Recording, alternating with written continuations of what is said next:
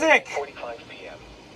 At 10:12 p.m., a severe thunderstorm was located near Rochelle, moving east at 50 miles per hour.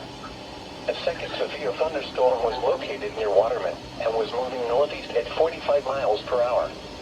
Hazard, 60 miles per hour. Is my EAS equipment going off?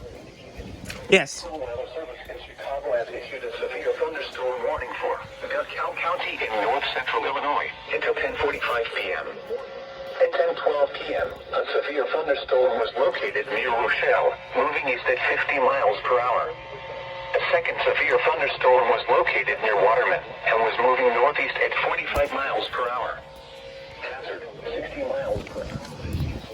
Northern Illinois University and Sandwich Fairgrounds.